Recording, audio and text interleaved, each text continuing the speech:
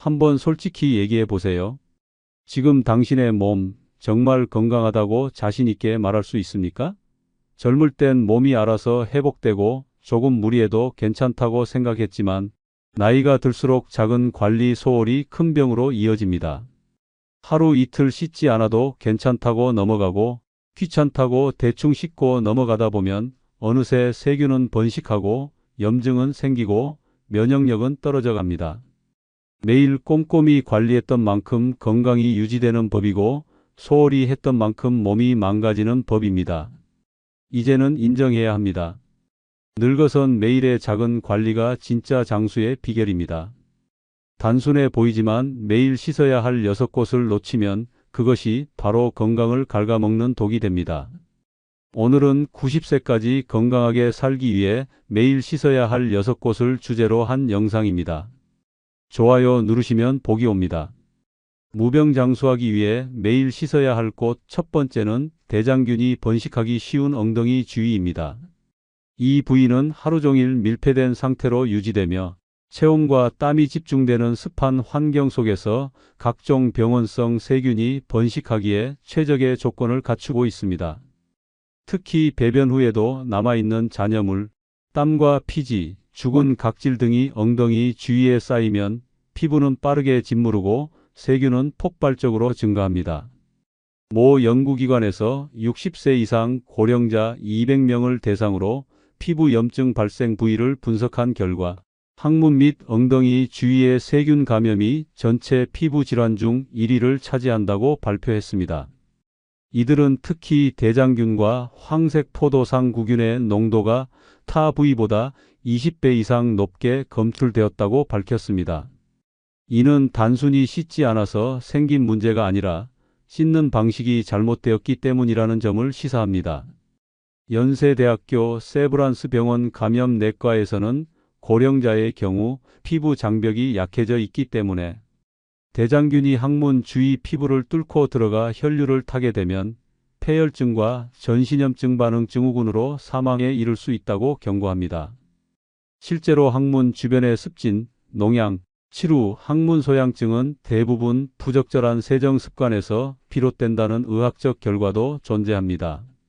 서울 강동구에 사는 정 씨는 평소 샤워는 매일 하지만 엉덩이 주위는 남자 체면에 너무 꼼꼼하면 찝찝해 보인다는 이유로 손이 닿지 않는 곳은 그냥 물로 헹구는 수준에 그쳤습니다.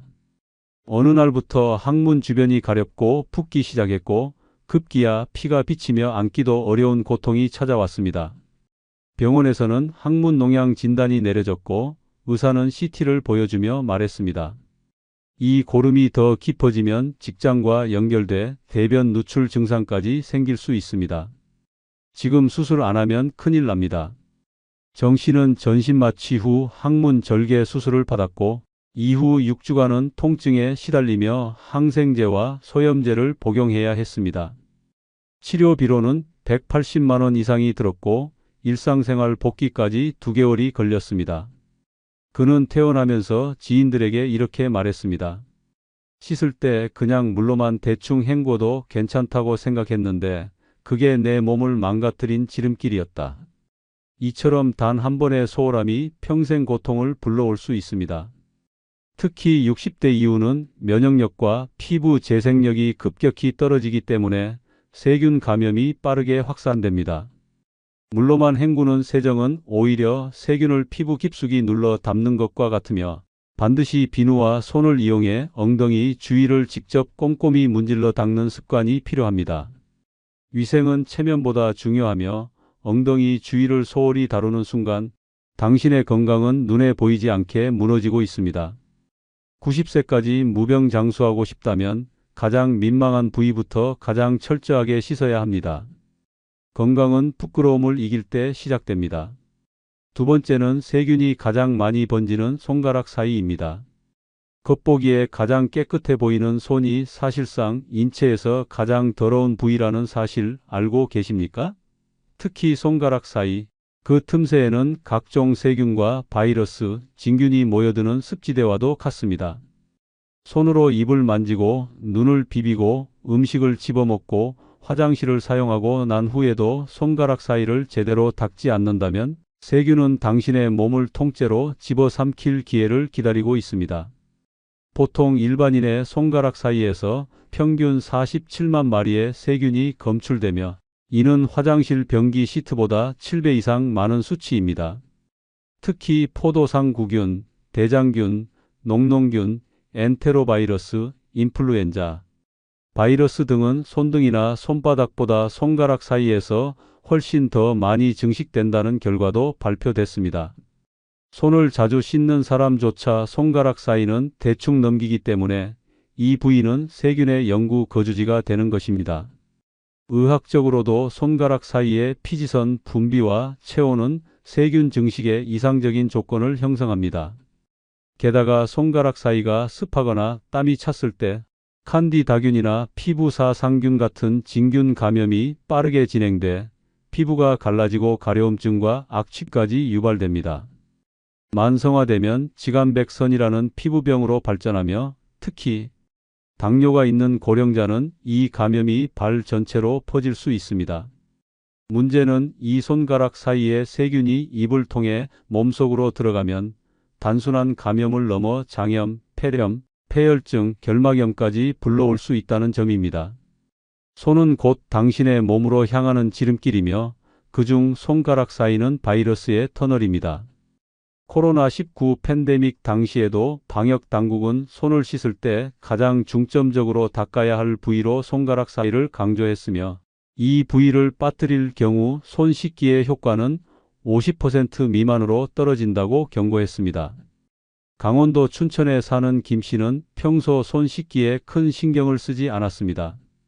매일 아침 산책을 다녀온 뒤에도 물로만 손을 대충 씻었고 손가락 사이는 귀찮다며 거들떠보지도 않았습니다.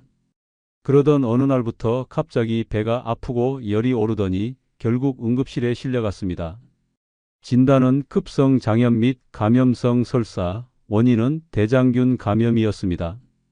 병원에서는 김 씨의 손톱 밑과 손가락 사이에서 다량의 세균이 검출됐다고 밝혔고 감염 경로는 평소 자주 먹던 삶은 달걀이나 과일을 손으로 잡아먹으면서 입으로 직접 전해진 것으로 추정됐습니다. 김 씨는 이틀간 수액 치료를 받으며 고통에 시달렸고 열흘 가까이 식사를 제대로 하지 못했습니다. 퇴원 후에는 손가락 사이까지 비누로 철저히 씻는 습관을 들이기 시작했으며 주변 사람들에게도 반복해서 이렇게 말합니다. 손가락 사이? 그거 한번 안 씻었다가 나는 밥도 못 먹고 병원 침대에 들어 누웠습니다. 손 씻기 대충 하면 병원비는 정성스럽게 내야 합니다. 우리는 손으로 하루에도 수백 번 얼굴을 만지고 무의식 중에 입을 건드립니다. 당신이 매일 마주하는 세균은 눈에 보이지 않기 때문에 더 위험합니다. 손바닥만 씻는 건 청소기 돌린 후 먼지통 안 비우는 것과 같습니다. 세균의 번식지인 손가락 사이를 씻지 않으면 모든 위생은 헛수고가 됩니다. 90세까지 건강하게 살고 싶다면 오늘부터 손가락 사이까지 문질러 씻는 습관을 시작해야 합니다. 물만 뿌리는 손 씻기는 손세정이 아니라 세균을 키우는 작업입니다. 진짜 건강은 가장 사소한 틈새를 지킬 때 완성됩니다. 매일 씻어야 할 곳 세 번째는 하루 피로가 쌓이는 발바닥입니다. 발은 온몸의 하중을 버티는 부위이자 세균과 먼지, 땀, 각질이 하루 종일 축적되는 숨겨진 감염 경로입니다. 특히 발바닥은 신체 중에서 가장 많은 땀샘이 밀집된 부위로 하루 평균 200cc 이상의 땀을 배출하는데 이 땀이 제대로 씻기지 않으면 진균과 박테리아가 순식간에 번식합니다. 발바닥은 단순히 냄새 나는 곳이 아니라 무방비 상태로 두면 전신 건강을 뒤흔드는 병원균의 출입구가 됩니다. 보통 고령자의 23%가 발에서 시작된 진균 감염이 다리 전체로 퍼지며 피부 괴사나 궤양으로 이어진다고 합니다. 특히 65세 이상에서는 피부 재생력이 떨어지고 말초혈관의 순환이 둔화되기 때문에 발바닥에 남은 세균 하나가 수일 내에 당뇨병성, 족부염, 봉화지겸, 림프관염으로 진행될 수 있습니다. 의학적으로도 발바닥은 외부 접촉이 작고 신발 속에서 고온다습한 환경에 노출되기 때문에 백선균, 칸디다균, 포도상구균 등 감염성 세균이 가장 활발하게 번식하는 부위입니다. 문제는 세균 자체보다 이 부위가 내 몸의 아래라는 이유로 가장 소홀히 씻긴다는 점입니다. 많은 이들이 발을 물에 담그기만 하거나 대충 헹구고 끝내는 습관을 가졌고, 그 결과 발바닥은 세균의 집합소가 되어버립니다. 인천에 사는 박 씨는 평소 걷기 운동을 즐겼고 하루 8,000보 이상을 소화하는 건강한 일상을 보냈습니다. 그러나 어느 날부터 발바닥이 간지럽고 껍질이 벗겨지기 시작했습니다. 그는 단순한 무좀으로 생각하고 방치했지만 증상은 점점 심해져 발톱까지 변색되고 결국 발등까지 붓고 열이 나는 지경에 이르렀습니다. 병원에서는 진균 감염으로 인한 림프관염이라는 진단이 내려졌고, 치료는 항생제와 항진균제를 동반한 3주간의 집중 입원 치료였습니다. 의사는 말했습니다. 발바닥에서 시작된 세균이 림프관을 타고 다리 전체로 올라갔습니다. 면역력이 떨어졌다면 폐혈증으로 이어질 수도 있었어요. 박 씨는 이후 일상생활에 큰 불편을 겪었고 걷는 것조차 두려워졌습니다. 그는 태어나면서 주변 사람들에게 발바닥 매일 씻는다고 생각했지만 손으로 비비며 닦은 적은 한 번도 없었다며 대충 헹군 물 몇 방울로 건강을 지킬 수 있다고 착각한 내가 바보였다고 고백했습니다. 이처럼 발바닥은 단순한 신체의 말단이 아니라 면역력과 직결된 위험지대입니다. 하루 동안 온갖 먼지와 균, 땀과 피로가 쌓이는 이 부위를 제대로 씻지 않으면 발뿐만 아니라 몸 전체가 병드는 결과를 초래합니다.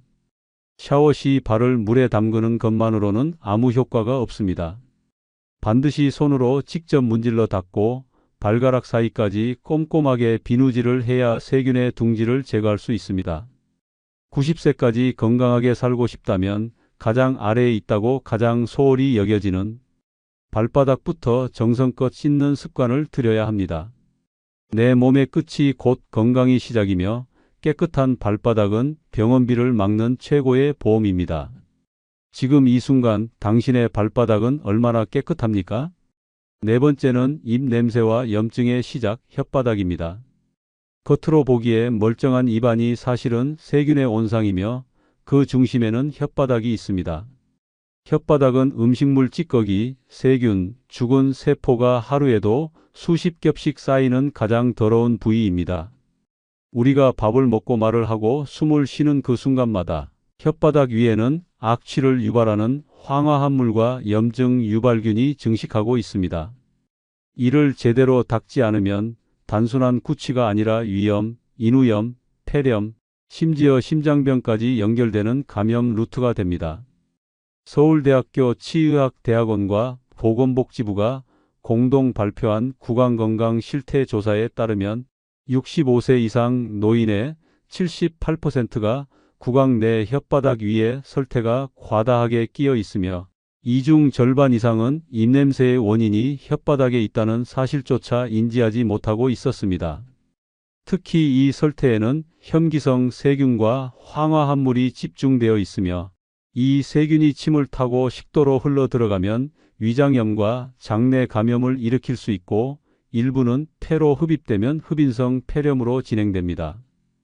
더 심각한 문제는 치과학계 연구 결과 혀를 청결히 관리하지 않을 경우 심혈관 질환 발병률이 1.6배 높아진다는 사실입니다. 구강 내 염증이 전신으로 확산되며 혈관벽에 염증 반응을 유도해 동맥경화와 협심증을 유발하는 것입니다. 즉, 혓바닥을 닦지 않는 건 단순한 구취 문제가 아니라 심장을 망가뜨릴 수 있는 습관인 셈입니다. 대전에서 혼자 사는 이 씨는 평소 양치질은 성실하게 했지만 혓바닥은 한 번도 신경 써본 적이 없었습니다. 어느 날부터 아침마다 입안이 텁텁하고 냄새가 심해지더니 급기야 음식 맛도 느껴지지 않고 목이 자주 붓고 아픈 증상이 반복됐습니다. 처음엔 편도선염 정도로 생각했지만 결국 병원을 찾았고 진단 결과는 만성 인두염과 혓바닥 내 진균 감염이었습니다. 의사는 설명했습니다. 설태가 수개월간 쌓이면서 혐기성 세균이 점막을 침투해 염증이 생겼습니다. 이대로 방치했다면 폐렴이나 구강 내 궤양으로 진행됐을 수 있습니다. 이 씨는 항생제와 구강세정제를 처방받아 치료를 시작했지만 입 냄새와 미각 저하는 치료 후에도 한동안 지속됐고 음식 섭취 자체가 고역이 되었습니다. 그는 퇴원 후 혓바닥 전용 클리너를 사용해 하루 2번씩 닦는 습관을 들였고 가족에게도 이렇게 말했습니다. 양치는 했다고 말할 수 없습니다. 혓바닥까지 닦아야 그게 진짜 입속 청소입니다. 내 혀 하나 안 닦아서 나중엔 밥맛도 사람도 건강도 다 잃을 뻔했습니다. 혓바닥은 입안의 축축한 거울이며 그 상태는 곧 전신 건강을 비추는 지표입니다. 단 30초 혀를 닦는 습관 하나로 심장과 위장, 폐를 지킬 수 있습니다. 입냄새가 난다고 껌을 씹는 건 세균을 덮는 것이고 입안을 헹구는 것만으로는 혓바닥 위의 설태는 제거되지 않습니다. 반드시 전용혀 클리너나 부드러운 칫솔로 혓바닥을 문질러 닦아내야 세균의 거점을 무너뜨릴 수 있습니다. 90세까지 무병장수하고 싶다면 지금 당장 거울 앞에 서서 당신의 혓바닥을 들여다보십시오. 하얗게 덮인 설태는 단순한 위생 문제가 아니라 전신 질병의 출발선입니다. 오늘 당신이 혀를 닦지 않는다면 내일은 병원이 당신을 기다릴 수도 있습니다. 5번째는 세균이 번식하는 코 속입니다. 코는 숨 쉬는 길이지만 동시에 외부 세균, 먼지, 곰팡이, 바이러스가 가장 먼저 침투하는 방어선입니다. 그런데 이 방어선이 더러워진 채 방치된다면 세균은 코털을 지나 코 속 점막에 안착해 증식하기 시작합니다. 특히 나이가 들수록 면역력은 떨어지고 점막의 자정작용은 둔해지기 때문에 코 속은 세균에게 문을 활짝 열어주는 면역 허점이 됩니다. 보통 60세 이상 고령자의 코 속에서는 평균적으로 10억 마리 이상의 세균이 상주하고 있으며 이 중 상당수는 황색 포도상구균, 녹농균, 폐렴균으로 확인됐습니다. 이들은 코 속에서 증식한 후 후각신경을 타고 뇌로 침투하거나 인후드로 흘러들어가 축농증, 만성비염, 기관지염, 심한 경우 뇌수막염까지 유발할 수 있습니다. 의학적으로 코 속은 땀샘과 피지선이 없어 건조해지기 쉽고 특히 코딱지가 굳으면 점막을 찢어 미세 상처를 만듭니다. 이 상처로 침투한 세균은 면역력이 약한 고령자의 경우 수일 만에 감염 증세를 일으킬 수 있습니다. 또한 구강과 연결된 구조 탓에 코 속 세균이 입으로 넘어가 위장염이나 구내염의 원인이 되기도 합니다. 문제는 대다수 사람들이 샤워나 세안을 하면서도 코 속 세정은 전혀 하지 않는다는 점입니다. 외부 공기에 가장 많이 노출되고 호흡기 질환의 시작점이 되는 이 부위를 비워두면 코안은 곧바로 병균의 숙소로 바뀝니다. 광주에 사는 조 씨는 평소 비염이 심해 자주 코를 풀곤 했지만 코세척은 한 번도 해본 적이 없었습니다. 단지 알레르기 때문이라 여기며 방치했고 몇 달이 지나자 자주 코피가 나고 머리가 묵직한 증상이 지속되었습니다. 병원을 찾았을 때는 이미 세균성 부비동염, 즉 축농증이 진행 중이었고 CT 결과 코 안에는 고름이 가득 찬 상태였습니다. 의사는 말했습니다. 코 속 점막에 세균이 침투해 염증을 만들고 고름이 두개골과 가까운 부위까지 차올랐습니다. 조금만 늦었으면 뇌막염 위험도 있었습니다. 조 씨는 전신마취 수술로 염증 부위를 제거한 뒤 항생제를 3주간 복용하며 회복해야 했습니다.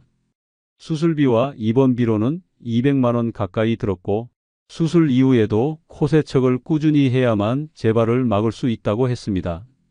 그는 이후 주변 사람들에게 반복해서 이렇게 말합니다. 코는 그냥 숨 쉬는 구멍이 아니라 숨이 멎을 수 있는 구멍입니다. 코 속을 안 씻는 건 바이러스를 내 집에 초대하는 거랑 똑같아요. 코 속 세정은 하루에 한 번이면 충분합니다. 생리식 염수나 전용 코세척기를 활용해 따뜻한 물로 코 속을 부드럽게 씻어내면 점막이 건강해지고 세균 번식도 차단됩니다.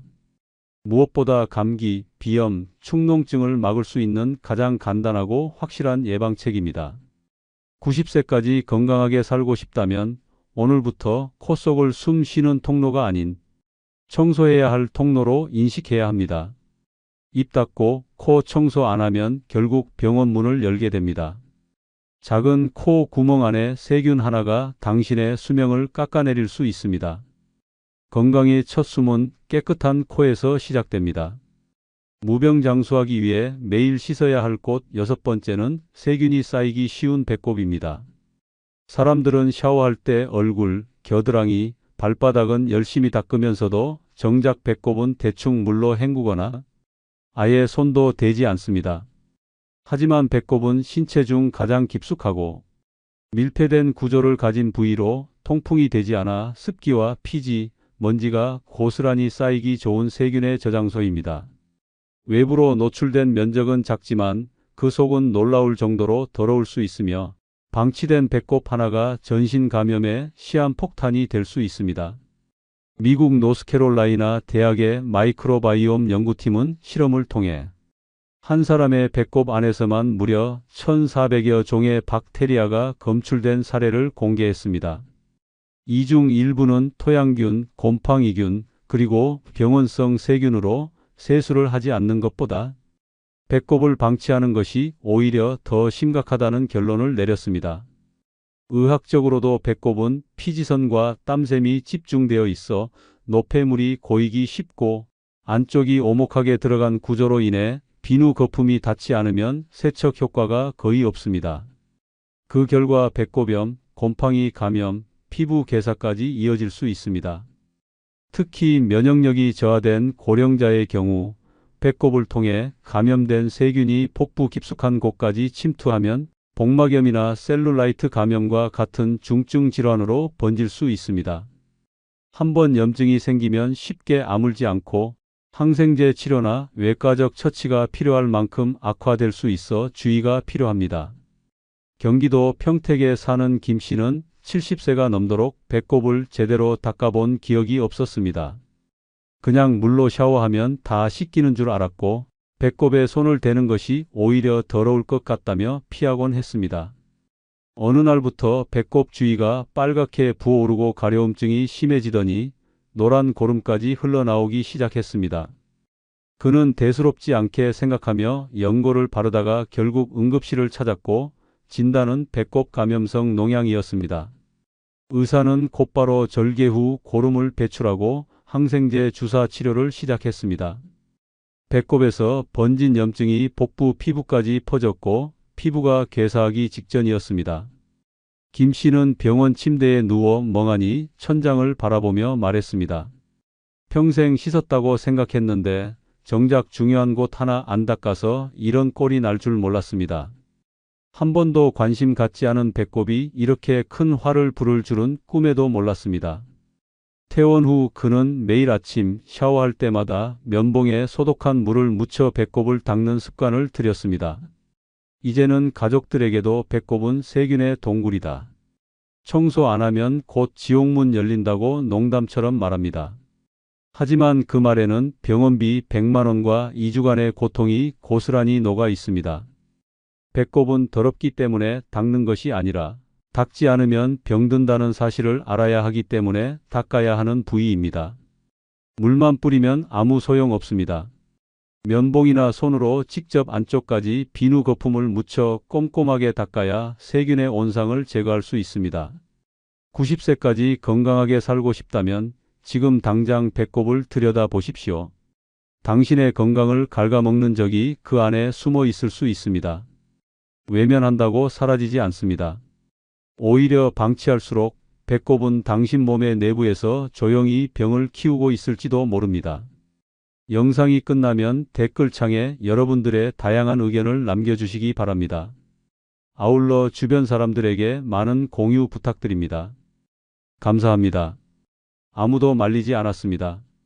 아니, 오히려 모두가 이 나이에 외롭지 않게 살아야지라며 등을 떠밀었습니다. 그렇게 김할아버지는 다시 사랑을 믿었습니다.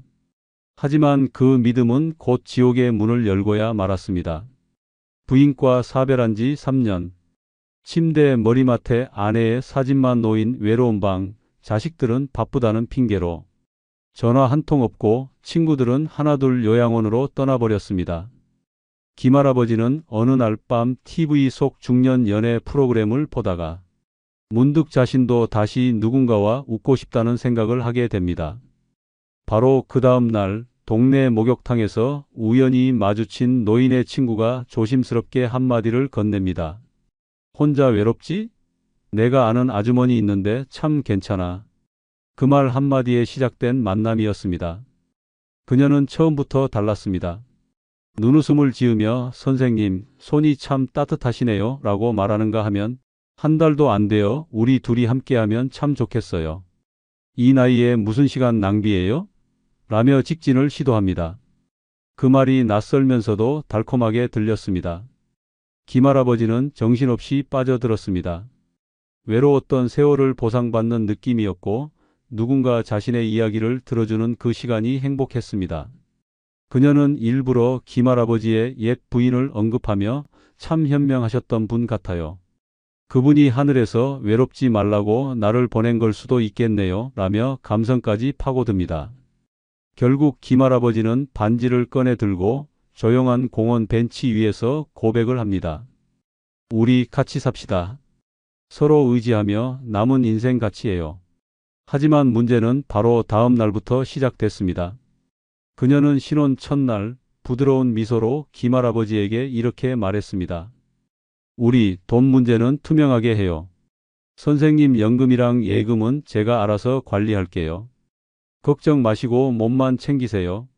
그 순간 김할아버지는 짧은 망설임을 느꼈지만 이 사람이 날 이렇게까지 걱정해 주는데라는 생각에 결국 통장을 건넵니다.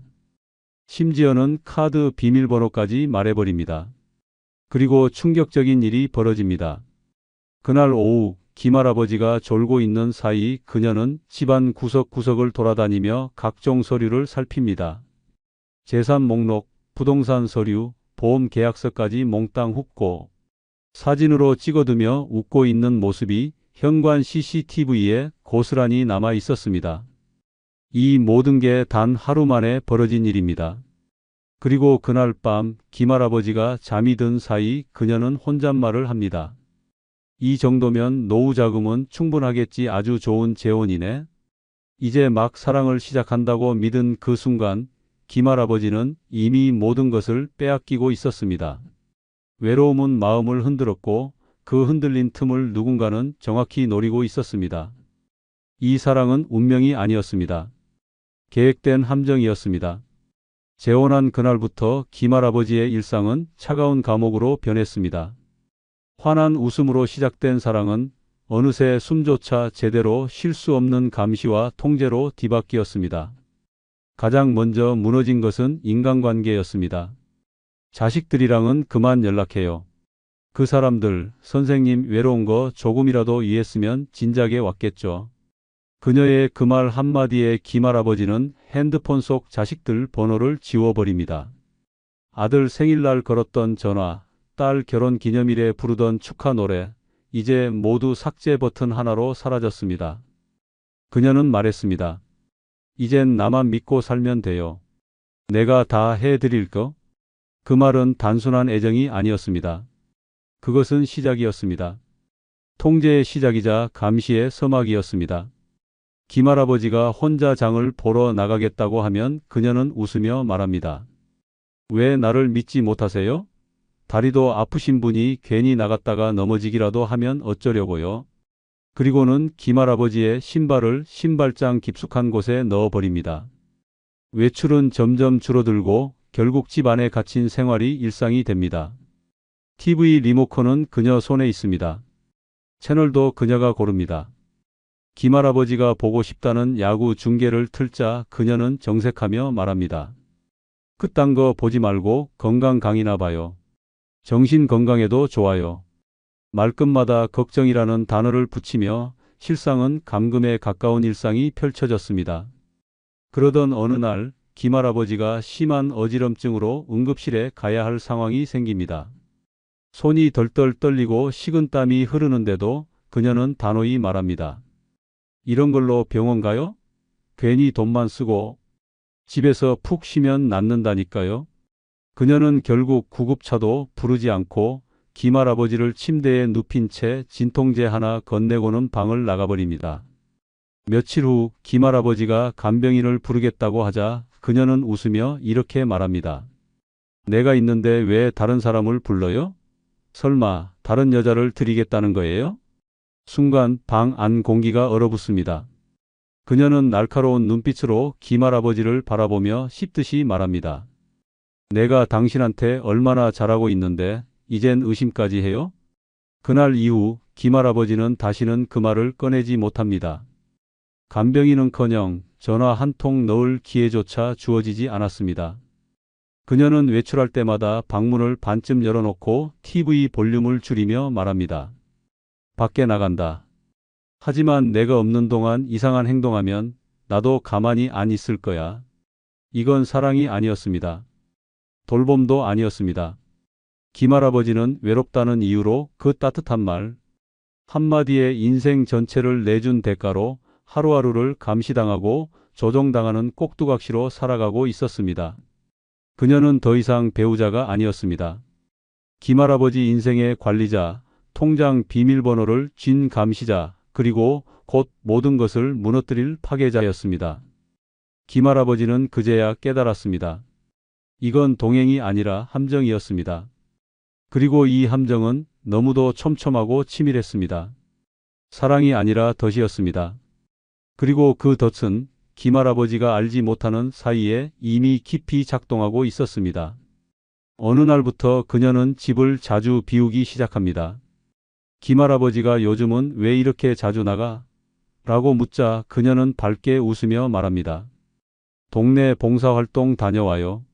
저도 이제 삶의 보람을 찾아야죠. 그 말에 김할아버지는 고개를 끄덕입니다. 좋은 일 하는 사람이라고 더 믿게 됩니다. 그런데 그날 밤 부엌 식탁 위에 낯선 고급 가방 하나가 놓여 있었습니다. 태그에는 외국 브랜드 이름이 적혀 있었고 가격은 무려 240만 원. 이건 뭐야? 아, 이거요? 사촌 언니가 부탁해서 대신 결제한 거예요. 곧 돈 들어올 거예요. 그때부터 김할아버지는 이상한 낌새를 느끼기 시작합니다. 현관 앞엔 낯선 택배가 쌓이고 카드 결제 알림은 하루에도 몇 번씩 울립니다. 우리 생활비는요? 연금은? 다 장부에 써놨어요. 걱정 마세요. 하지만 장부는 끝내 보여주지 않았고 통장은 더 이상 김할아버지 손에 돌아오지 않았습니다. 어느 날 그녀가 외출한 사이 책상 서랍을 열어본 김할아버지는 결정적인 것을 목격합니다. 보험 서류 2장, 자신도 모르게 계약된 이름. 보험 수익자란에 그녀의 이름이 선명하게 적혀 있었습니다. 심장이 내려앉습니다. 도대체 이게 무슨 일이란 말입니까? 김할아버지는 다음 날 그녀를 조용히 따라가 보기로 결심합니다. 목욕탕 간다고 나간 그녀는 동네 상가 뒷골목에서 누군가와 만나고 있었습니다. 거기엔 중년의 남자가 있었고 둘은 손을 잡은 채 웃고 있었습니다. 말없이 사진을 찍는 김할아버지 손은 떨리고 다리는 힘이 풀릴 듯합니다. 집으로 돌아온 김할아버지는 묻습니다.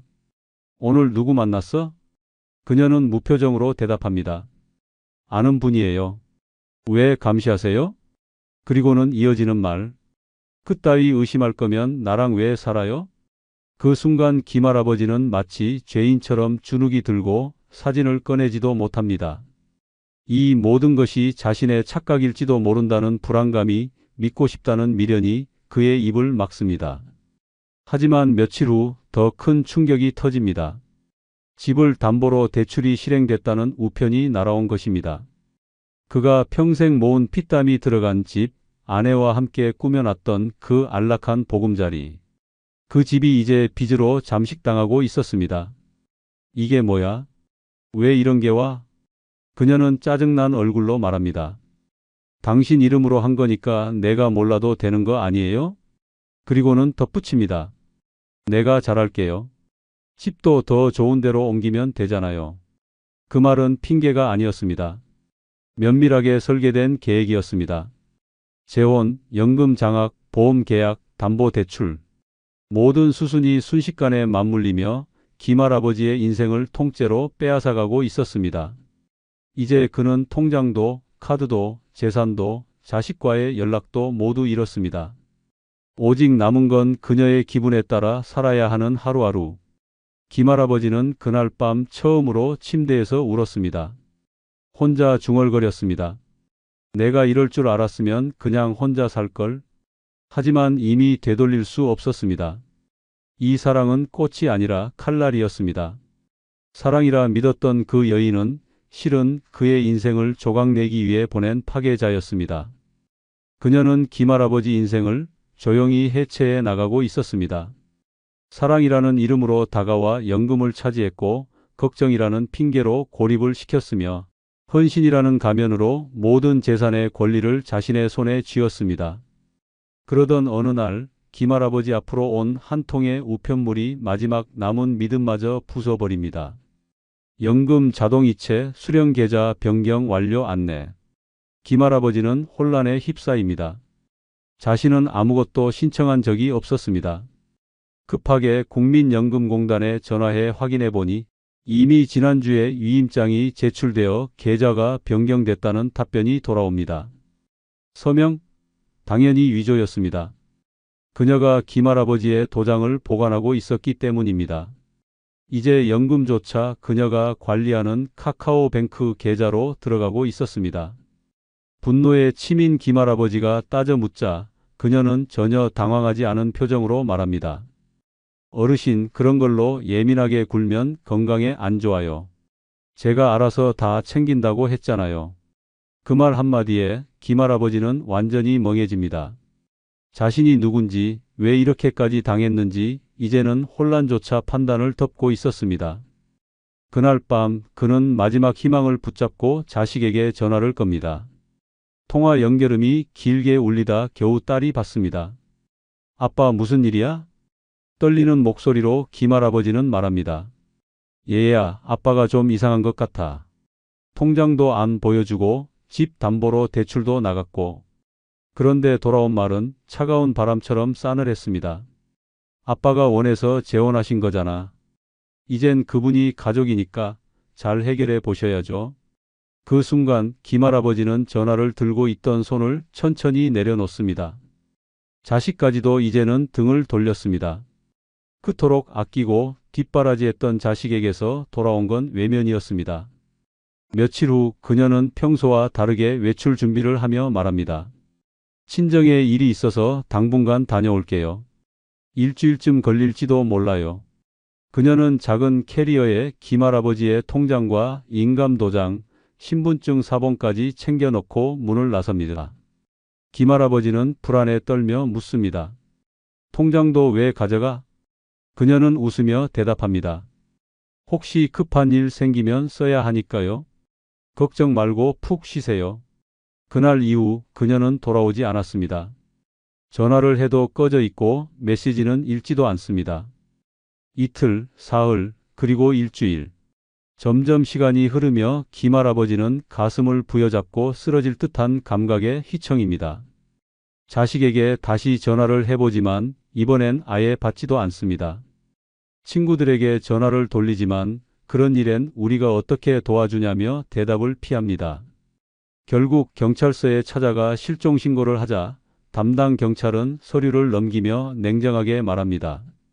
법적으로는 부부이기 때문에 공동재산 처분이나 외출을 이유로 수사에 착수하긴 어렵습니다. 김할아버지는 입을 다물고 그대로 의자에 주저앉습니다. 다리가 후들거리고 숨이 막히고 눈앞이 흐려옵니다. 그는 사랑을 믿었습니다. 사람을 믿었습니다. 하지만 그 믿음은 결국 자신을 철저히 무너뜨렸습니다. 이제 남은 건 없습니다. 연금은 빼앗겼고 집은 담보로 넘어갔으며 자식과의 끝마저 끊어졌습니다. 그리고 그가 평생 아껴온 모든 것은 단 한 사람의 사기극에 의해 단 몇 달 만에 전부 사라졌습니다. 사랑인 줄 알았던 관계는 사실 완벽하게 설계된 범죄였습니다. 김할아버지는 이제 알게 됐습니다. 외로움보다 무서운 건 그 외로움을 노리는 사람이라는 사실을.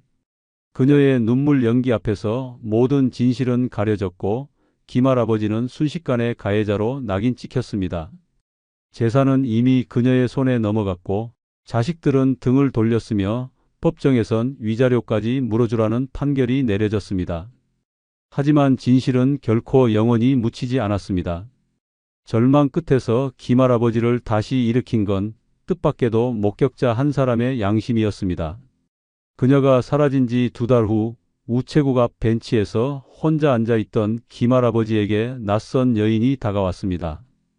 혹시 김 어르신 맞으시죠? 예? 그런데요. 저 말씀드릴 게 있어요. 예전부터 고민했는데 이제는 더 못 참겠어요. 그녀는 자신을 김할아버지 집 옆 라인에 사는 주민이라 소개했습니다. 그리고 입을 떼는 순간 김할아버지의 2다리가 그대로 굳어버렸습니다. 제가요, 몇 달 전에 그 여자분이 집 앞에서 어떤 남자랑 다정하게 얘기하는 걸 여러 번 봤어요. 팔짱도 끼고 웃고 어떤 날은 차에 같이 타고 나가기도 했어요. 김할아버지는 숨이 멎는 줄 알았습니다. 정확히 누구랑 뭘 봤다는 거예요? 그 남자요. 그 사람 아마도 내 연남인 것 같았어요.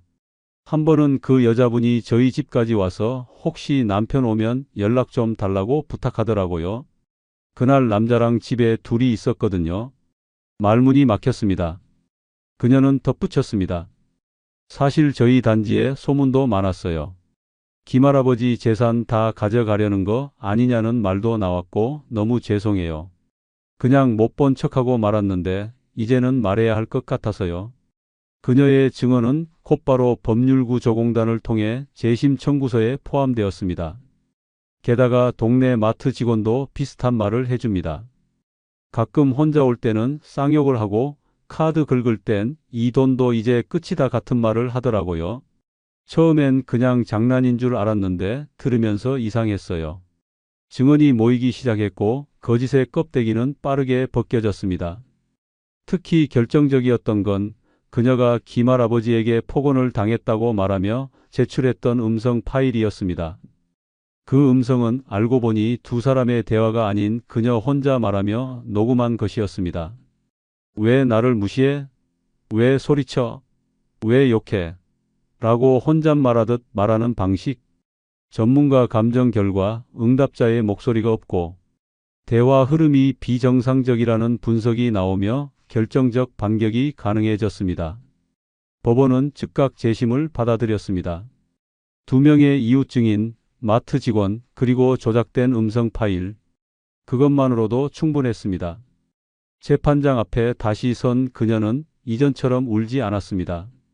고개를 숙인 채 입을 다물었고 판결은 냉정했습니다. 이 사건은 혼인 제도를 악용한 고의적 재산 편취이며 고령자 대상 계획적 범죄로 판단됩니다. 사기 및 명예훼손, 위증 혐의까지 더해져 그녀는 징역 3년 6개월을 선고받았습니다. 김할아버지는 위자료와 재산 분할 의무가 모두 취소되었고 연금 계좌도 다시 본인 명의로 복구되었습니다. 법원에서 나오던 순간 김할아버지는 하늘을 올려다보며 중얼거렸습니다. 살다 보니 이런 날도 오는구나. 사랑은 이용당했고 인생은 농락당했지만 끝까지 포기하지 않은 한 사람의 진심이 결국 진실을 이겼습니다. 김할아버지의 억울함은 그렇게 세상 앞에 드러났고 진실은 다시 그의 편에 섰습니다. 김할아버지는 모든 것을 잃은 듯 했지만 끝내 가장 중요한 것을 지켜냈습니다. 자존심이 아니었습니다. 돈도 아니었습니다. 그것은 바로 내 인생은 내가 지킨다는 의지였습니다. 법정에서 무죄를 선고받고 그녀가 감옥에 수감된 뒤에도 김할아버지는 오랫동안 웃지 않았습니다. 사람을 믿은 대가로 받은 상처는 깊었고 연금이 복구돼도 마음속 허탈감은 쉽게 가시지 않았습니다. 하지만 어느 날 아침 마당에 핀 작은 꽃 하나를 보며 김할아버지는 웃음을 터뜨렸습니다. 이놈의 꽃이 피네 내가 살긴 살았구먼. 그날 이후 김할아버지는 변했습니다. 먼저 자식들에게 전화를 걸어 사과했습니다. 내가 그땐 외로움에 눈이 멀었어. 자식마저 미워하게 만들더라. 아들은 한참을 말없이 듣고 있다가 조용히 말했습니다. 이젠 괜찮아요, 아버지. 저희가 곁에 있을게요. 그렇게 끊겼던 가족의 연락이 다시 이어졌고 손주가 보내준 스마트폰으로 김할아버지는 사진도 찍고 메시지도 보내는 법을 배우기 시작했습니다. 손자야, 이거 이모티콘 보내는 건 어떻게 하누? 할아버지, 그건 저기 웃는 얼굴 누르면 돼요. 처음엔 서툴렀지만 매일매일이 새로운 시작이었습니다. 이웃 주민들과도 조금씩 인사를 나누기 시작했고 동네 마트에선 고생 많으셨다며 웃으며 음료수 하나를 더 챙겨줬습니다. 김할아버지는 이제 새벽마다 동네 공원을 걷습니다. 예전처럼 누군가 옆에 없지만 그는 혼자가 외롭지 않습니다. 왜냐고요? 그는 더 이상 아무에게도 속지 않을 눈을 갖게 되었고 스스로를 지킬 수 있는 용기를 얻게 되었기 때문입니다. 지금도 매달 손으로 적은 일기를 씁니다. 오늘은 두부를 사 먹었다. 너무 짜서 물에 한참 담갔다. 그래도 따뜻해서 좋았다. 나는 아직 살아있고 웃을 수 있다. 그게 중요하다. 김할아버지의 이야기는 단순한 한 사람의 고난이 아닙니다. 그건 외로움에 흔들린 모든 이들에게 주는 경고이자 절망 끝에서도 일어설 수 있다는 희망의 기록입니다. 사랑은 나를 보듬어주는 것이어야지 나를 부숴버리는 것이어선 안 됩니다. 외로움을 견디지 못해 누군가에게 인생을 맡기는 순간 그 대가는 상상보다 훨씬 더 클 수 있습니다. 하지만 동시에 김할아버지는 이렇게도 말합니다. 세상에 나쁜 사람만 있는 건 아니야. 다만 내 인생은 이제부터 내가 제일 먼저 챙긴다. 지금 그는 혼자지만 고요한 아침마다 감사하며 살아갑니다. 가끔 공원 의자에 앉아 햇살을 받으며 양손을 무릎에 올린 채 이렇게 속삭입니다. 여기까지 온나 참 잘 살았다. 김할아버지의 오늘은 결코 끝이 아닙니다.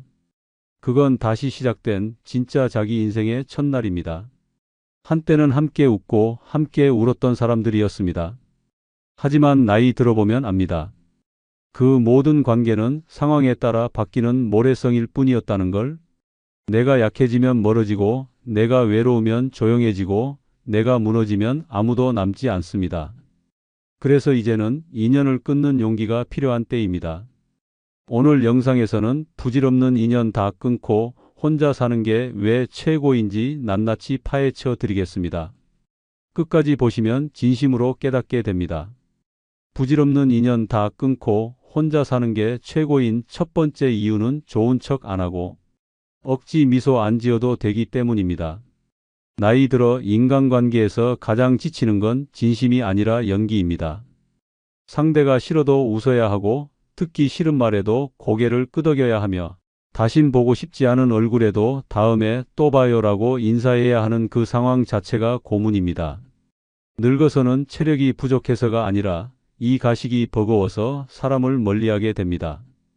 억지로 감정을 숨기고 억지로 분위기를 맞춰주고 억지로 웃는 시간이 많을수록 수명은 깎여 나갑니다. 특히 나이 들수록 감정 소모는 몸의 면역력과 직결되기 때문에 하루 종일 좋은 척하며 지내는 사람일수록 밤에 혼자 있을 때 이유 없이 허탈하고 분노가 올라옵니다. 나는 왜 이 나이에도 저 사람 기분을 맞춰줘야 하지? 라는 생각이 머리를 치고 지나갈 때 늦었다고 느끼는 바로 그 순간부터 외로움이 아니라 자유를 향해 나아가야 합니다. 관계를 유지하기 위해 끊임없이 나를 부정하고 듣기 싫은 말을 웃으며 받아들이고 가짜 공감과 가짜 관심을 주고받는 일상은 결국 나라는 존재를 지워버립니다. 특히 가족이라는 이름으로 얽힌 관계는 더욱 무섭습니다. 아무리 지쳐도 아무리 원망스러워도 끊을 수 없다는 착각이 사람을 지옥으로 끌고 갑니다. 하지만 깨달아야 합니다. 이 세상에 끊으면 안 되는 인연은 없습니다. 내 마음의 평화를 깨는 순간부터 그 인연은 독입니다. 서울 양천구에 사는 정선희 씨는 30년 지기 친구와의 관계를 끊은 뒤 처음으로 편안한 일상을 맞이했습니다. 둘은 늘 함께 식사를 하고 여행도 가고 명절이면 서로의 가족까지 챙기며 가까운 사이를 유지해 왔습니다. 문제는 그 친구가 언제부터인가 선희 씨를 들러리로 취급하기 시작한 시점부터 시작됐습니다. 식당에서 늘 자리를 정하고 메뉴를 고르고 선희 씨의 말은 끊고 자신의 이야기를 하기에 급급했습니다. 처음엔 그냥 참았습니다. 이 정도는 감수할 수 있어라고 생각했습니다. 하지만 점점 더 무례해지고 만날 때마다 기분이 상하는 일이 반복됐습니다. 그러던 어느 날 함께 백화점에서 식사를 하던 중 친구는 아무렇지도 않게 말했습니다. 넌 성격이 좀 심심해서 내가 없으면 사람 못 만날 거야. 그 순간 선희 씨는 깨달았습니다. 이건 친구가 아니라 감정 착취자라는 사실을. 그날 이후 연락을 끊었습니다. 이후 처음엔 허전하고 불안했지만 놀랍게도 매일매일이 편해졌습니다. 억지로 꾸미지 않아도 되고 눈치 보지 않아도 되고 누구에게도 맞출 필요 없는 삶이 시작된 것입니다. 지금 선희 씨는 이렇게 말합니다. 나는 이제 진짜 내 얼굴로 웃고 진짜 내 기분으로 하루를 살아갑니다. 좋은 척을 안 해도 되는 삶은 외롭지 않습니다. 외로운 건 억지로 관계를 유지할 때 생기는 피로일 뿐입니다. 나를 지키는 유일한 방법은 진심이 아닌 사람과는 멀어지는 용기입니다. 늦게라도 끊는 게 정답입니다. 그래야 억지 미소가 사라지고 내 얼굴에도 진짜 웃음이 찾아옵니다. 두 번째 이유는 내 삶에 참견하는 사람 없어 평온하기 때문입니다. 늙어서 가장 괴로운 건 외로움이 아니라 끝도 없이 내 삶에 끼어드는 말들입니다. 그 나이에 그걸 왜 해? 이 나이에 그런 옷은 좀 그렇지 않아? 내 자식한테 그걸 다 해줘? 돈을 왜 거기다 쓰니? 같은 말들은 조언처럼 보이지만 사실상 독설입니다. 걱정이란 포장으로 던지는 비수입니다. 이런 말들 속에는 애정이 없습니다. 오히려 통제하려는 욕망과 판단하려는 우월감만 가득합니다.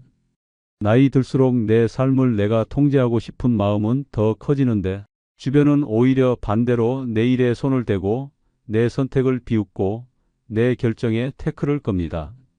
사소한 음식 취향부터 가구 배치, TV 채널, 외출 시간, 휴대폰 문자 하나까지 시시콜콜 간섭받다 보면 어느 순간 내 삶에서 나는 사라지고 그들만 남습니다. 가족이든 친구든 함께 살면 더 행복해질 줄 알았지만 현실은 다릅니다. 함께 사는 순간 내 선택은 사라집니다. 아무리 편한 사이라도 사람과 사람 사이엔 간섭이 생기고 그 간섭은 시간이 흐를수록 깊고 날카로워집니다. 나를 걱정한다는 이유로 삶을 통제하려 드는 사람을 가까이 두는 순간 나는 더 이상 주체가 아닌 피동적인 존재가 됩니다. 결국 내가 원하는 것, 내가 좋아하는 것, 내가 되고 싶은 삶은 그 관계 안에서 허락받아야만 가능한 일이 됩니다. 삶의 주도권을 뺏긴 채 이렇게 사는 게 맞을까? 라는 불안감에 하루하루를 허비하게 됩니다. 하지만 관계를 끊는 순간 세상은 달라집니다. 갑자기 조용해지고 갑자기 자유로워지고 갑자기 마음이 평온해집니다. 방 안에 있는 물건의 위치 하나도 오늘 점심으로 뭘 먹을지도 전부 내 맘대로 정할 수 있는 삶. 그것이 진짜 평화입니다. 대전 서구에 사는 오순남 씨는 2년 전까지만 해도 둘째 며느리와 함께 살고 있었습니다. 큰아들은 외국에 있어 현실적으로 같이 살 수 없어 둘째 아들과 합가를 결정했지만 그 선택이 인생 최대의 후회로 남게 됐습니다. 처음엔 다정했습니다. 며느리는 장을 봐주고 말벗도 대어주고 집안일도 나눠서 했습니다. 하지만 시간이 지날수록 며느리의 말이 조금씩 바뀌기 시작했습니다. 어머님, 저녁은 조금만 드세요. 살찌면 혈압 오르잖아요. 그 옷 말고 이 옷 입으세요. 이게 훨씬 단정해요. 친구분들 너무 자주 오시는 것 같아요. 조용히 좀 지내셨으면 좋겠어요. 이 모든 말들이 겉으로는 걱정이고 배려였습니다. 하지만 실상은 통제였습니다. 자신의 식단대로 음식을 맞추고 외출 시간에 잔소리를 하고 심지어 오순남 씨 휴대폰을 몰래 보면서 연락처도 정리했습니다. 결정적인 계기는 오순남 씨가 여행을 가려 했던 어느 날이었습니다. 며느리는 단호하게 말했습니다. 지금 집안 분위기가 그런 데가 아니에요. 여행은 다음에 가세요. 순남 씨는 말없이 방에 들어가 문을 닫았습니다. 그날 밤 한참을 고민하다 새벽에 조용히 가방을 쌌습니다. 아들 집을 나와 작은 원룸을 얻고 지금은 혼자 삽니다. 처음에는 막막했습니다. 하지만 이제는 단호히 말합니다. 이제야 내 인생을 내가 살고 있는 것 같아요. 누가 나한테 뭘 하지 말라고 말하지 않아요. 이 평온이 이렇게 값진 줄 몰랐습니다. 간섭 없는 삶이 진정한 자유입니다. 참견받지 않는 하루가 진짜 힐링입니다. 부질없는 인연을 끊는 순간 그 누구도 내 삶의 조종관을 잡을 수 없게 됩니다. 그때부터 내가 사는 인생은 남이 아닌 나를 위한 인생이 됩니다. 이 평온이야말로 혼자 사는 삶의 가장 강력한 축복입니다. 세 번째 이유는 필요한 인연은 자연스럽게 다시 찾아오기 때문입니다. 억지로 이어가는 관계는 결국 나를 갉아먹습니다. 연락을 먼저 하지 않으면 끊기고 선물을 하지 않으면 잊히고 속을 털어놓으면 험담의 도마 위에 올라갑니다. 이런 인연을 굳이 지키느라 자신을 태우는 사람은 결국 마음의 잿더미만 남게 됩니다. 하지만 의외로 진짜 소중한 사람은 내가 연락을 끊고 혼자 살겠다고 마음먹는 순간 더 선명하게 드러납니다. 인연은 억지로 붙잡을수록 흐려지고 놓아줄수록 진짜만 남습니다. 진심이 있는 사람은 멀어져도 다시 돌아오고 계산적인 인연은 아무리 붙들어도 끝내 떠납니다. 혼자 있는 시간을 견딜 수 있어야 그 빈자리에 진짜 사람이 들어옵니다. 무조건적인 친절은 나를 이용하려는 사람을 끌어들이고 침묵 속에서 진짜 친구는 그 침묵을 뚫고 다가옵니다. 고요한 방 안, 울리지 않는 전화기, 찾아오지 않는 사람들 앞에서 우리는 절망을 느낍니다. 하지만 그건 비로소 불순물을 걸러내는 시간입니다. 누구도 찾아오지 않는 그 시간 속에서 진짜 인연은 나를 걱정해주고 나를 찾고 조심스럽게 문을 두드립니다. 억지로 연결된 관계는 결국 끊어질 운명이었습니다. 진짜 인연은 기다릴 줄 압니다. 침묵도 견디고 상처도 보듬고 시간이 흘러도 잊지 않습니다. 그러니 부질없는 인연을 모두 정리해야 합니다. 그 안에 가짜가 너무 많기 때문입니다. 독이 든 관계를 붙잡고 있다 보면 결국 내 마음만 병들고 맙니다. 혼자 있는 시간이 두려워 인연을 유지하려는 순간부터 인생은 흔들리기 시작합니다. 혼자의 시간을 견디는 사람만이 진짜 사람을 만납니다. 광주 북구에 사는 김정혜 씨는 한때 전화번호부에 저장된 이름만 180명이 넘었습니다. 친목 모임, 교회 지인, 학부모 인맥, 친척들까지 누구 하나 놓치지 않으려 노력했습니다. 하지만 어느 순간 자신이 연락을 끊으면 아무도 먼저 전화하지 않는다는 걸 깨달았습니다. 몸이 아파 병원에 입원한 날에도 정작 자신이 챙긴 사람 중 단 한 명도 병문안을 오지 않았습니다. 그때부터 정혜 씨는 전화를 차단하고 단톡방을 나가고 연락처를 정리하기 시작했습니다. 모두가 이상하다고 했고 어떤 사람은 요즘 왜 연락이 없느냐며 핀잔을 줬습니다. 하지만 정혜 씨는 그 말을 듣고도 미소 지었습니다.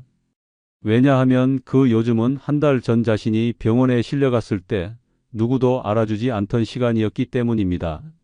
정혜 씨는 지금 혼자 지냅니다. 연락도 하지 않고 모임도 가지 않습니다. 그런데 놀라운 일이 생겼습니다. 몇 달이 지난 후 정말 소수의 사람들이 조심스럽게 다시 연락을 해왔습니다. 요즘 잘 지내세요? 갑자기 연락이 안 돼서 걱정했어요. 그땐 몰랐는데 나도 좀 돌아보게 됐어요. 그렇게 진심이 있는 몇 사람만이 남았습니다. 지금 정혜 씨의 전화기에는 12명의 번호만 저장돼 있습니다. 하지만 그 12명은 매달 한 번씩 얼굴을 보고 서로의 생일을 챙기고 가끔은 직접 밥을 해 먹으며 웃는 사이가 됐습니다. 정혜 씨는 말합니다. 예전엔 수십 명에게 인사했지만 내 속은 늘 공허했어요. 지금은 단 12명뿐인데 마음이 따뜻해졌어요. 결국 필요한 사람은 다시 옵니다. 기다릴 줄 아는 사람이 진짜 인연을 만나는 겁니다. 관계를 다 끊고 혼자가 되면 처음엔 두려움이 밀려옵니다. 하지만 그 두려움을 견뎌낸 자리에 진짜 사람이 들어옵니다. 억지로 만들어진 우정은 쓰레기처럼 버려지고 자연스럽게 피어난 인연만이 꽃이 됩니다. 인연은 많을수록 좋은 게 아니라 오래가는 것이 귀한 것입니다. 진짜 사람은 끊어도 돌아옵니다. 그래서 부질없는 인연을 먼저 끊는 사람이 결국 가장 단단한 사람입니다. 네 번째 이유는 누가 나를 어떻게 생각하든 신경 쓰지 않아도 되기 때문입니다. 평생 남의 시선에 맞춰 살아온 사람일수록 혼자 남았을 때 오히려 진짜 자유를 느낍니다. 이 옷 입으면 촌스러워 보일까? 이 말 하면 이상하게 들릴까? 나만 낯가리나? 이런 생각에 갇혀 하루를 소비하고 내 마음보다 남의 눈을 더 신경 쓰며 살아갑니다. 하지만 그 눈이 나를 구해준 적은 단 한 번도 없습니다. 누가 나를 싫어한다는 말에 가슴을 졸이고 누가 험담을 했다는 소문에 밤잠을 설칩니다. 마치 내가 모든 사람에게 예뻐 보여야 할 의무라도 있는 것처럼. 하지만 이 모든 감정의 뿌리는 인간관계입니다. 특히 부질없는 인연일수록 내가 어떻게 보일까를 더 집요하게 신경 쓰게 만듭니다. 이유는 단 하나, 그 인연이 진짜가 아니기 때문입니다. 진심으로 나를 이해하는 사람은 굳이 설명하지 않아도 받아줍니다. 가식으로 이어진 관계일수록 웃는 표정 하나에도 칼날 같은 평가가 돌아옵니다. 그래서 늙어서는 단호해야 합니다. 누구 눈치도 보지 않고 아무 말에도 휘청이지 않기 위해서 먼저 인연을 정리해야 합니다. 내 말투, 내 행동, 내 선택에 대해 누가 뭐라 하든 상관하지 않을 자유. 그 자유를 얻는 가장 빠른 방법은 사람을 줄이는 것입니다. 사람을 줄이면 생각도 줄고 생각이 줄면 스트레스가 사라집니다. 결국 혼자 남는 게 아니라 나를 지키는 시간만 남는 것입니다. 마음이 약한 사람일수록 남의 시선을 많이 신경 씁니다. 그리고 그 마음을 가장 먼저 무너뜨리는 건 가까운 사람입니다. 너 요즘 왜 그런 옷 입어? 그 나이에 그런 걸 해? 내가 보기엔 좀 아닌 것 같아. 이런 말들은 애정이 아니라 지배욕입니다. 나를 틀렸다고 규정짓고 자신의 시선에 끼워 맞추려는 잔인한 통제입니다. 결국 그렇게 살다 보면 나는 나가 아닌 그들이 원하는 모습으로 늙어갑니다.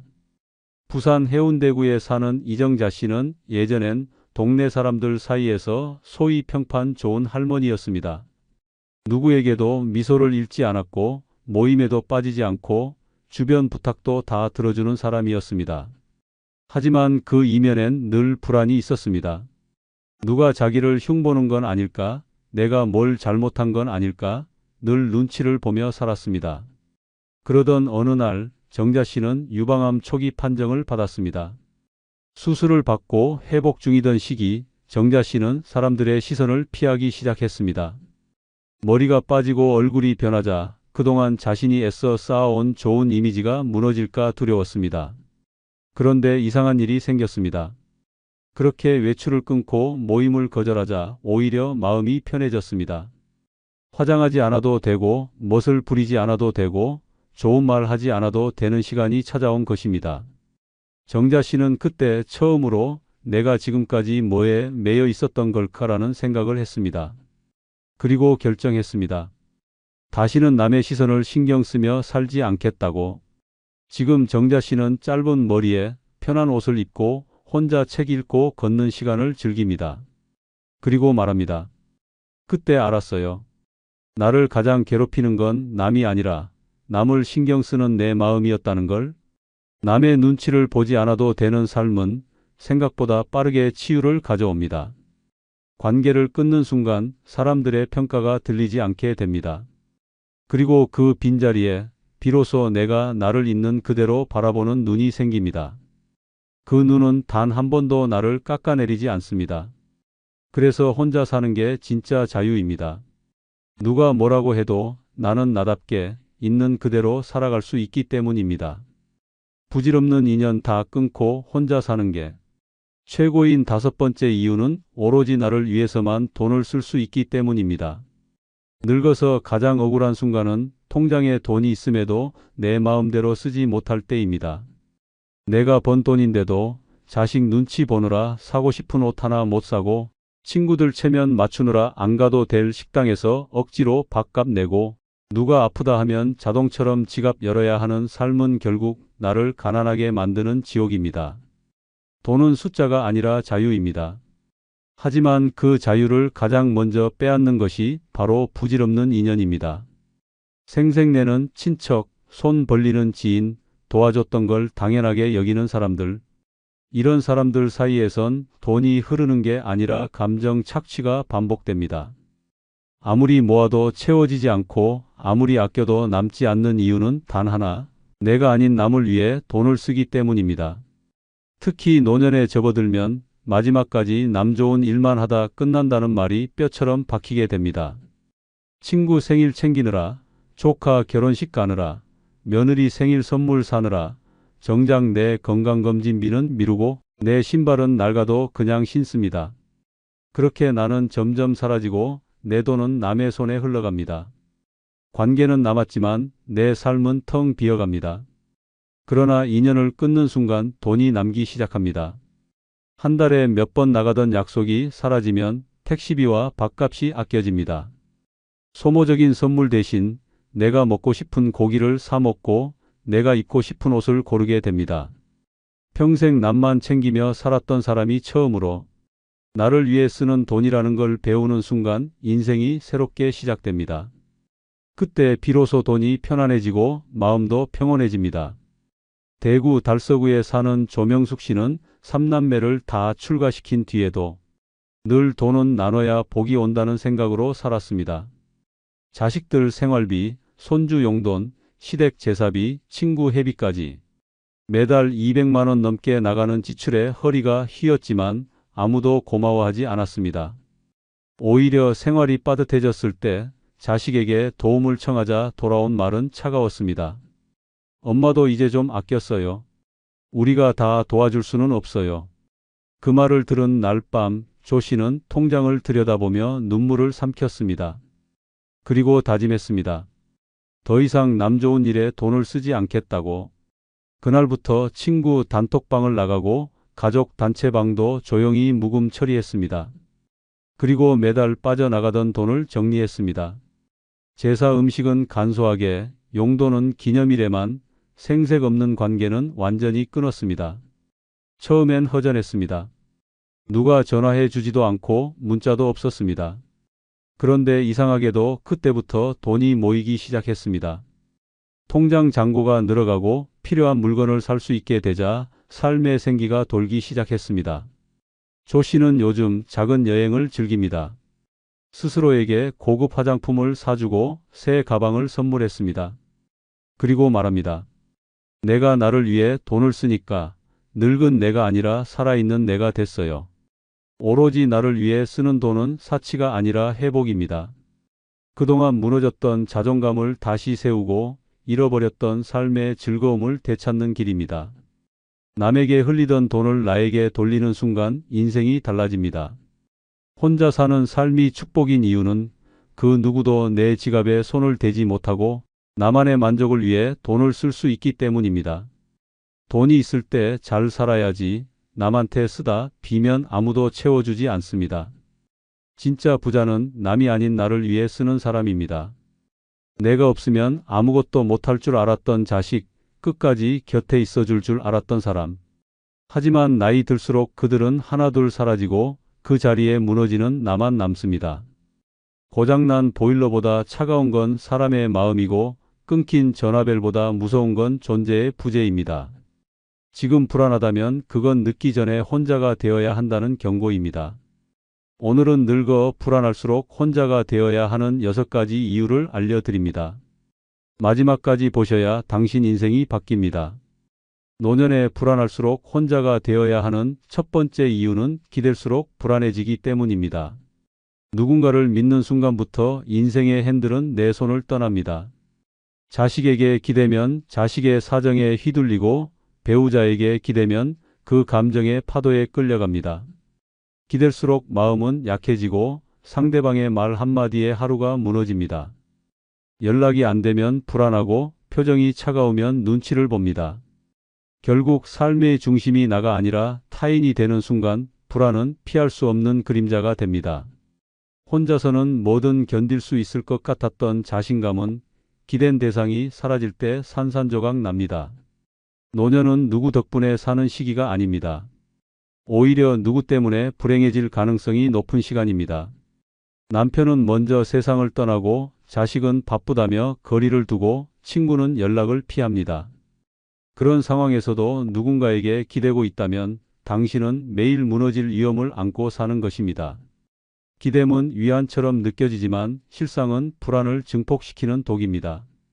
언젠가 기대던 대상이 사라지는 순간 당신의 평온도 함께 사라집니다.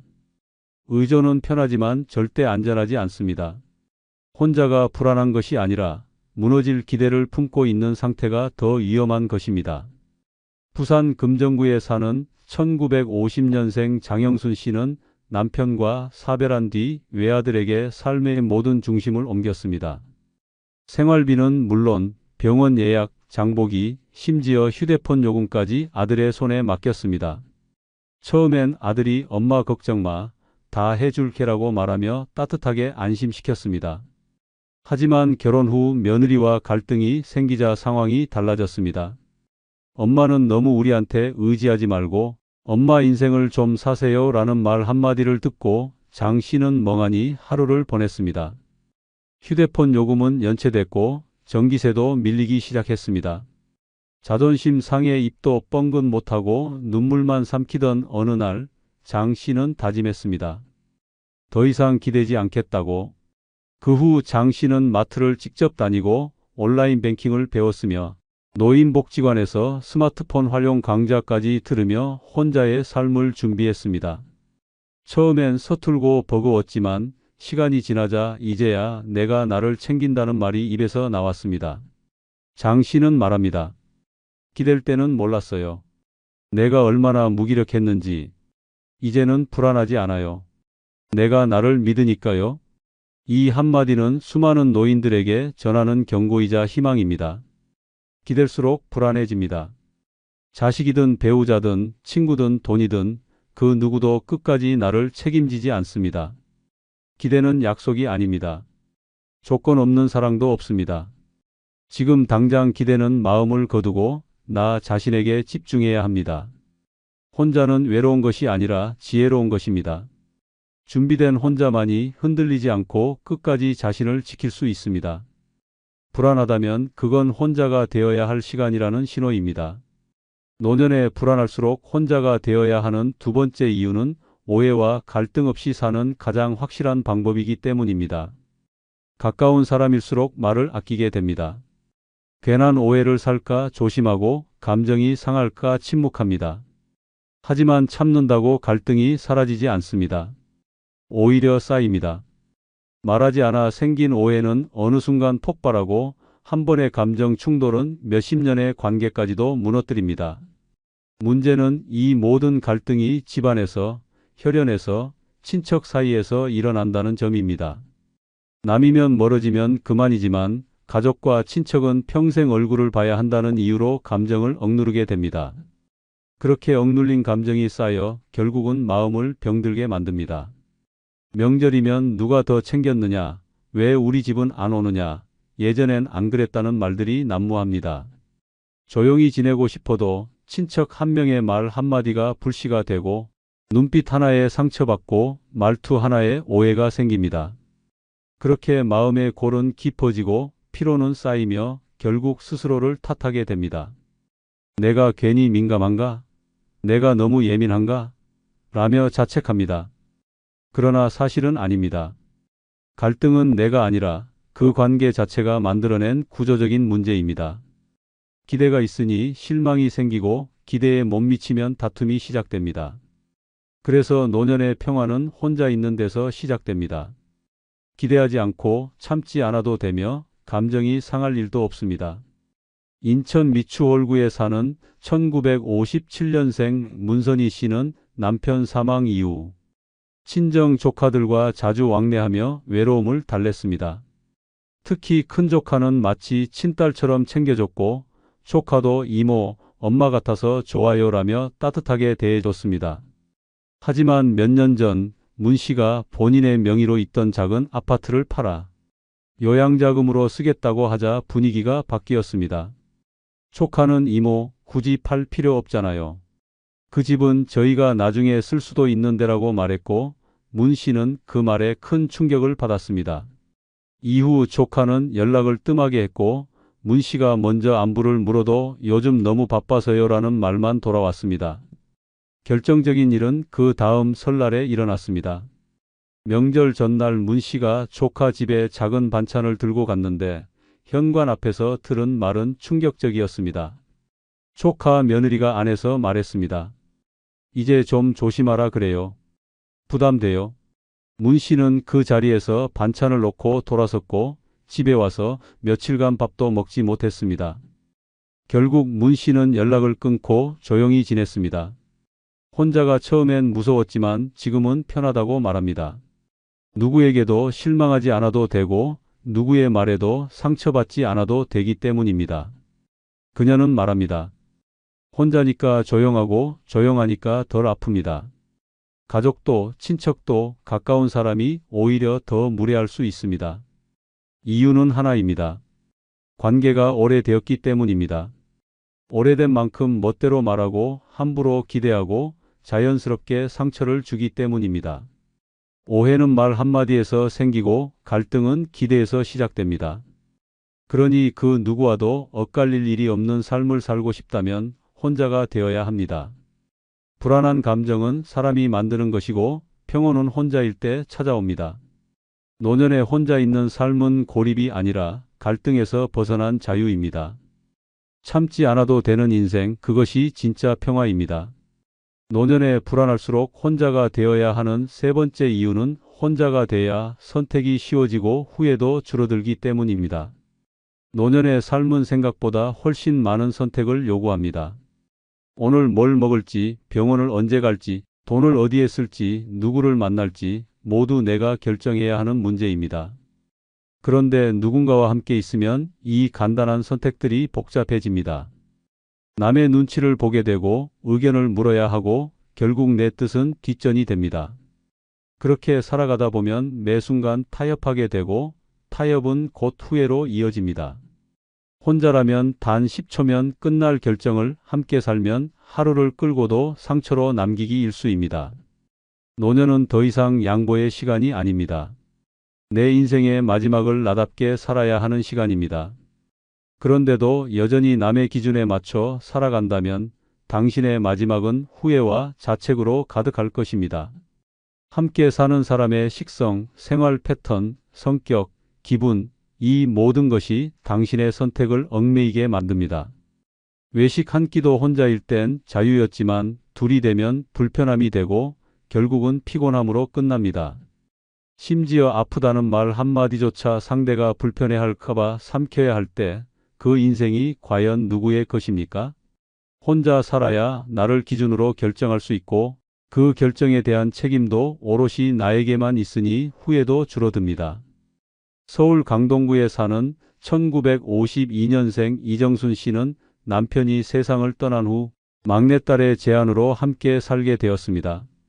딸은 엄마 이제 걱정하지 마. 같이 살면 편하잖아라고 말했고 이 씨는 덜컥 짐을 옮겼습니다. 문제는 그때부터 시작됐습니다. 뭐 하나 사려 해도 딸의 눈치를 봐야 했고 손주 학원비가 빠듯하다며 용돈도 줄일 수밖에 없었습니다.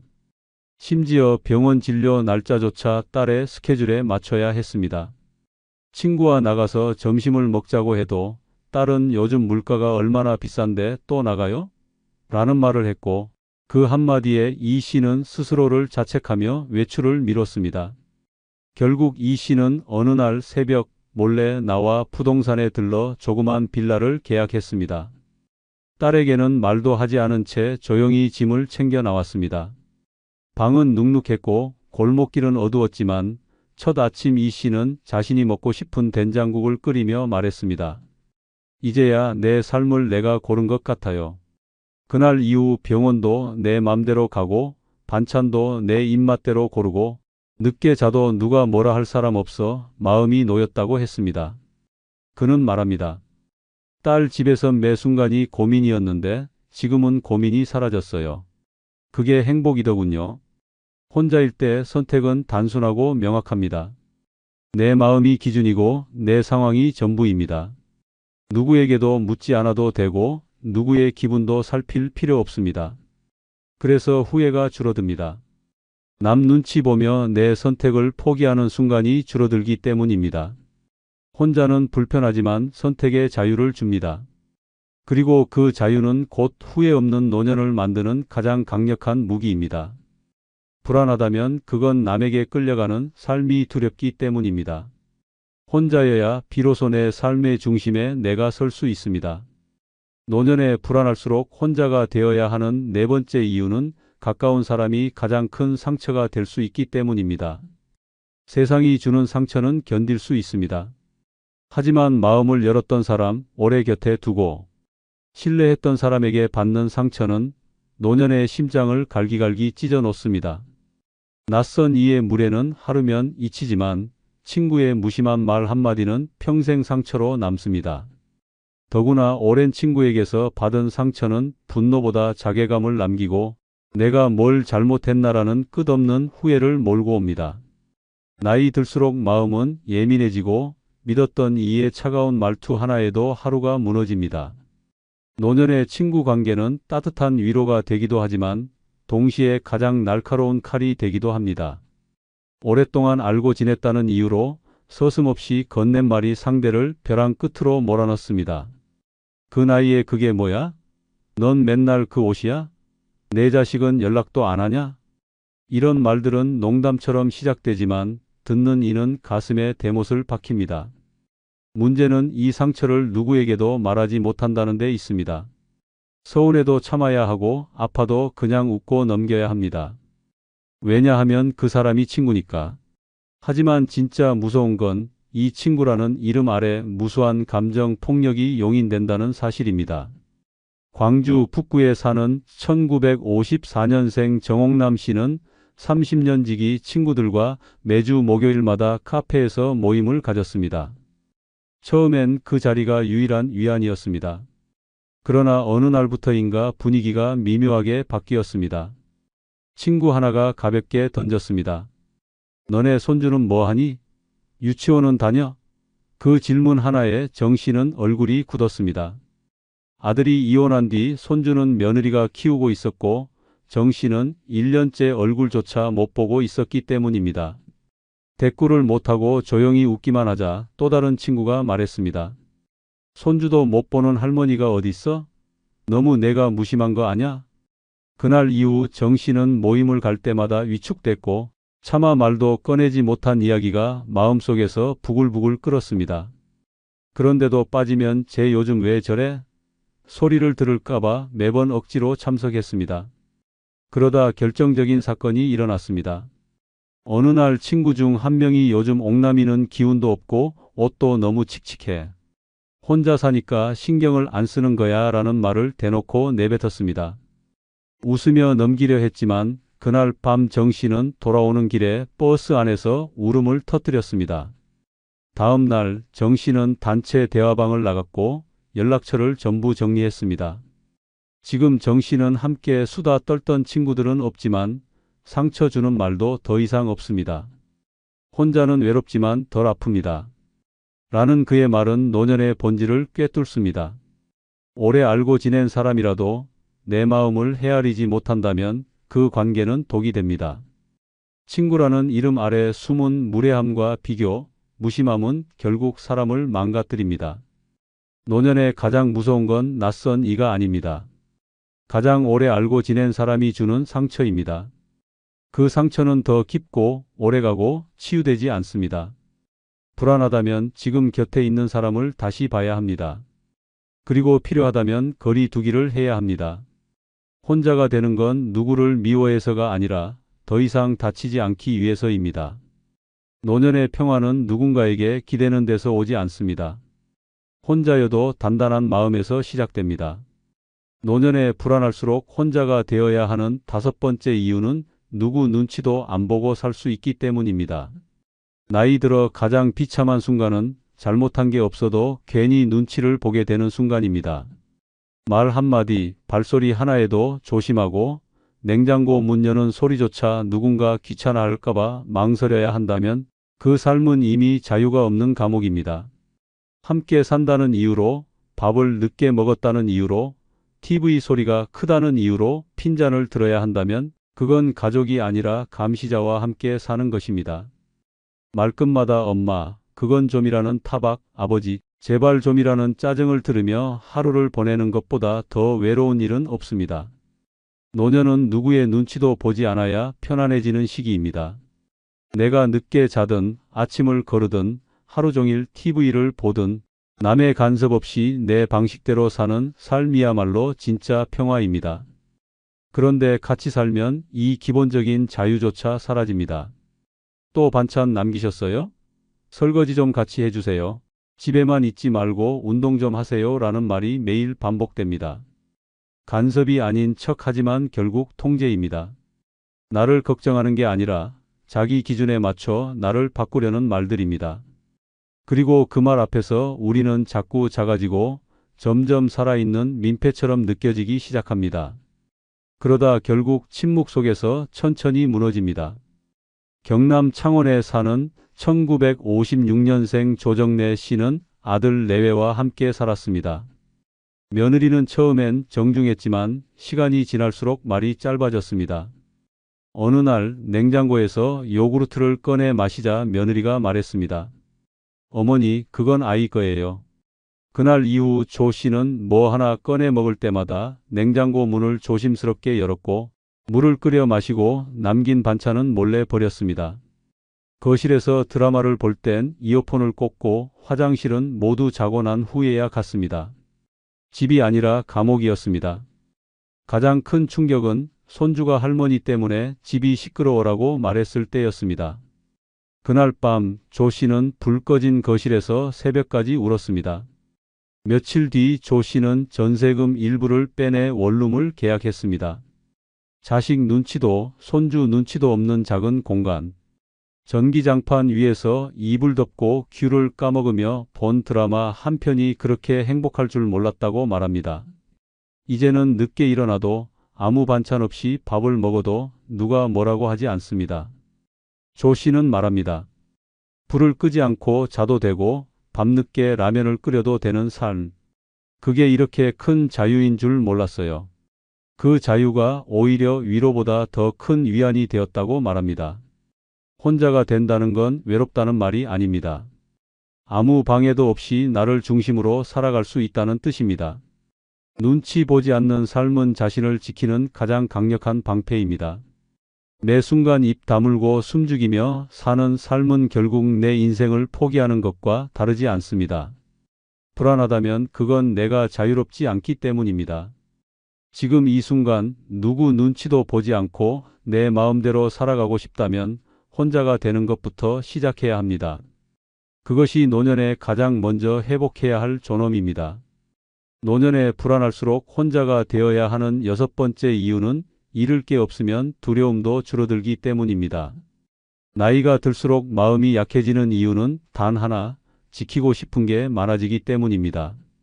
친구들과의 우정, 체면, 말 한마디로 상처받을까 두려운 자존심, 그리고 잃고 싶지 않은 관계들. 하지만 아이러니하게도 이 모든 걸 꼭 쥐고 있을수록 사람은 더 불안해집니다. 어느 날 내가 모임에 늦었을 때 누군가가 나를 뒷말하지 않을까? 내가 없을 때 내 흉을 보지 않을까? 그런 생각이 쌓이며 관계가 점점 공포로 변해갑니다. 우정을 지키려다 자존심을 잃고 체면을 지키려다 나를 갉아먹습니다. 함께 모이는 자리가 즐거운 게 아니라 의무가 되기 시작하면 이미 관계는 독이 된 것입니다. 말수가 줄고 마음이 복잡해지고 집으로 돌아오는 길에 괜히 기운이 빠진다면 지금 당신은 친구가 아니라 불안을 곁에 두고 있는 것입니다. 그 불안은 소외되면 어쩌나, 뒤처지면 어쩌나, 내가 더 초라해 보이면 어쩌나라는 걱정에서 비롯됩니다. 결국 나를 지키기 위해 했던 인간관계가 나를 무너뜨리는 가장 큰 원인이 됩니다. 혼자가 되면 그런 불안에서 해방됩니다. 잃을 친구가 없다고 생각하면 말 한마디에도 조심할 필요 없고 모임에 가지 않아도 마음이 흔들리지 않습니다. 대구 북구에 사는 1950년생 양금순 씨는 오랜 친구 3명과 매달 한 번씩 점심 모임을 가졌습니다. 누구 하나 빠지면 안 될 만큼 오래된 모임이었고 양 씨도 그 자리가 삶의 일부라고 생각했습니다. 하지만 시간이 지나며 모임은 편안한 자리가 아니라 시험대가 되었습니다. 누가 어떤 옷을 입었는지, 자식이 어느 회사에 다니는지, 연금은 얼마 받는지 묘하게 비교와 자랑이 섞이기 시작했습니다. 특히 양 씨가 무릎 수술로 몇 달 쉬던 시기, 다른 친구가 요즘은 돈 없으면 병원도 못 가라고 했을 때, 양 씨는 그 말이 자신을 향한 것처럼 느껴졌습니다. 그 말을 들은 날, 양 씨는 집에 돌아와 이불 속에서 한참을 울었습니다. 그리고 다음 모임부터는 참석하지 않았습니다. 처음엔 친구들이 왜 안 나오냐고 연락했지만 어느 순간 연락이 끊겼습니다. 대신 양 씨는 근처 공원에서 걷기를 시작했고 구청 문화센터에서 서예를 배우며 새 친구들과 인사를 나눴습니다.